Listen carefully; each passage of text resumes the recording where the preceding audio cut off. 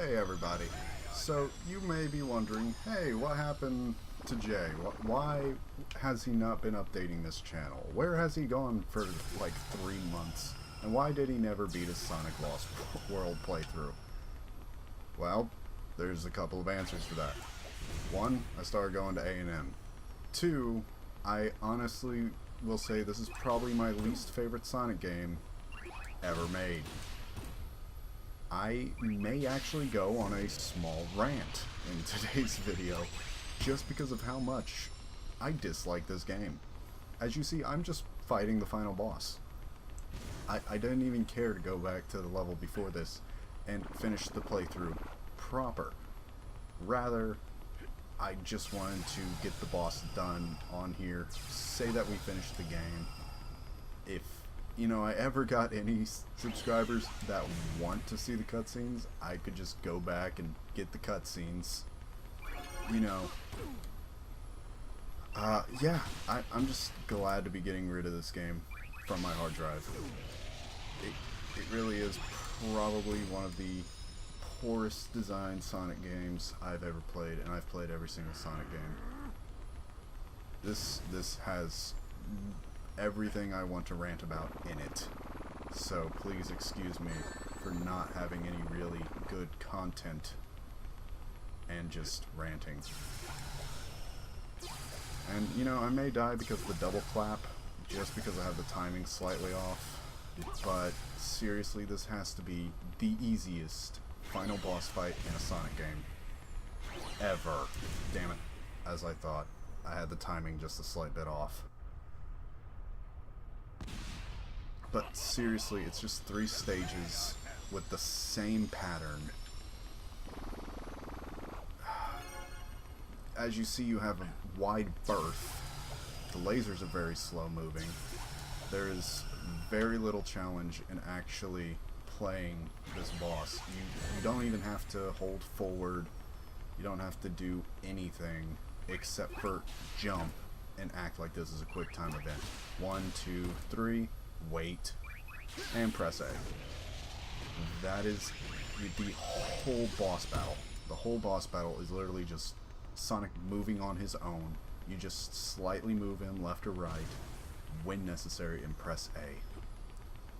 And I feel that's fitting for most of this game, in that even though it's not linear, it's simplified and uses a movement system that no other game tried and fell on its face because of it. I keep getting that timing just slightly off. I might have to actually shut up just so I get the timing right on the final part.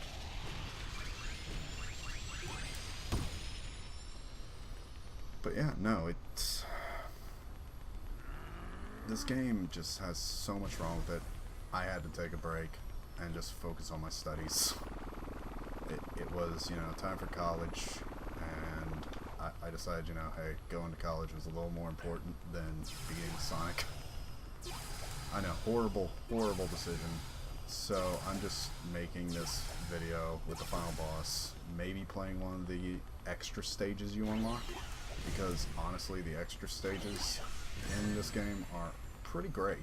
I actually love the extra stages that you unlock at the end of the game. Especially like the Tails one and the tornado. I really wish, more Sonic games had tornado scenes. I like flying the plane. But yeah, that is seriously the final boss of this game.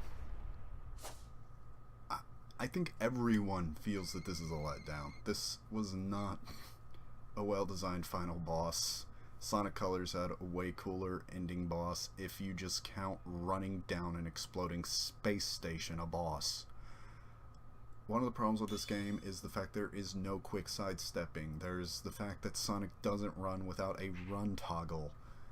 This whole game is just poorly designed. All of these hidden zones actually offer something really cool. Like Hidden Zone 4, I love the Pac-Man element. Getting these fluffy balls to chase you and try to eat you while you're, racing towards the end of a stage, but you're limited on how far you can go because the stage is set at a certain scroll speed. it's not great, but it was at least fun. This stage is just zany tube platforming, and it's not too difficult, but it's not easy either. I love it. Hell, and there's even a stage flying the tornado. I just... There's so much this game could have offered, and I don't know. I guess I was getting so annoyed that I wasn't playing like I should have, and I did a lot of screw-ups that I really could have easily avoided in this game, looking back. So, damn it. It's like that. I also noticed doing live commentary, I usually do worse at things. So, that's why I'm thinking I might just go to streaming, where even if I'm silent, I can be more reactive to viewers.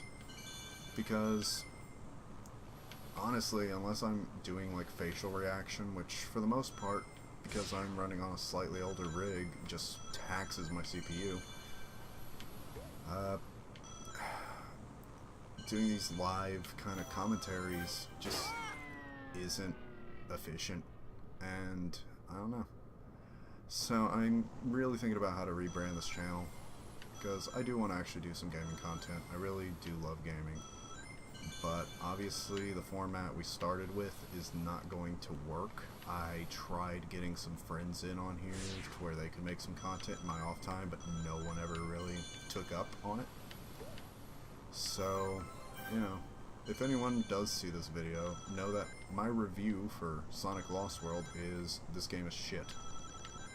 Comparatively, this is probably the worst Sonic game they ever made.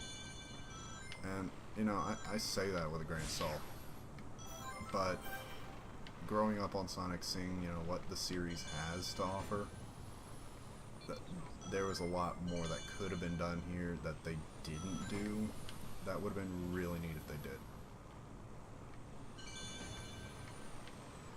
I mean, I honestly find this stage more enjoyable than half of the stages in the actual game.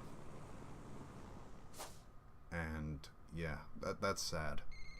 2D platforming with 3D Sonic just is clunky in this game. The 3D design left a lot to be desired, because here's the thing, it's a callback to Sonic Extreme, which was a canceled game. I love the fact they went that direction with it, but they weren't using classic Sonic like Sonic Extreme would have. So guess what? Almost everything they were designing just didn't really fit the modern Sonic motif. That's really the biggest issue with this game. It's a Sonic game that's trying to be a Mario game that's not a Mario game, and it isn't even a Sonic game. You can hear me rant, but the character building was bad. You know, they actually had a pretty cool story going on here. There was actually some stakes for a little bit, it seemed. Hell, I actually would have thought this could have been a good story if it wasn't for the fact that, you know, the Zeddy by the end of the game are not a threat. None of their real desires are fleshed out or explained. Most of their characters are very, very shallow. We learn nothing of their history. We learn nothing about the Lost Hex for the most part, other than some hidden Cloud City. And at the end of it all, we just get Eggman's machine was powering a mech that was even weaker than his Wisp machine, which... that's sad, because, you know, hey, he literally just about destroyed the Earth with a machine. We see our friends get knocked out cold by a life source draining machine. And, yeah, the fight is literally just don't do anything, press A at the right time, you're done. So, when you do see more videos from me, they won't necessarily be the same style content. I do plan to still do long playthroughs, but I find that the streaming style works better for me. I like trying to get friends involved, but I know, like, when Sonic Forces come out, I'm just gonna do it straight. I'm gonna do it solo, most likely. And yeah, I hope maybe to get some viewers from that. But if anyone does watch this, know I thank y'all for watching. But yeah, this channel's gonna get some changes. I've started voice acting, I've started doing narration, so my other channel's gonna start getting back up, and it's made me rethink the whole YouTube thing and how I want to go about this. So I'm keeping it short. Thank y'all for watching.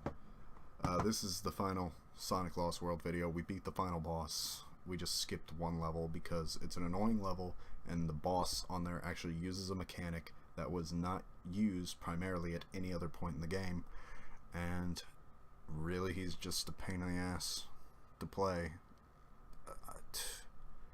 This is just a very poorly done game.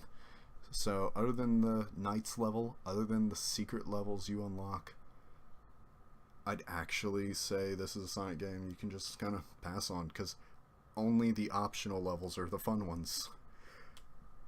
And if you want to question my opinion there, just watch the playthrough and see how many times I just nearly rage quit because the levels are just that asinine and designed to me, and the controls are just such a backstep from any of the modern Sonic games. It feels like they were trying to go maybe a little bit more Dreamcast era by, you know, making Sonic more free moving and more stick dependent instead of boost dependent, just locking him in a line. But that toggle just ruins it, and it makes momentum almost unnecessary. The parkour system makes you grapple onto walls you are not trying to grapple onto. There's just a lot of issues, but I love the aesthetic. I think, you know, this game had a lot of potential, but by God, Sega just threw that potential out the window. I'm glad it's done, and yeah, you will hear more from me later. Have a good night, y'all. Peace.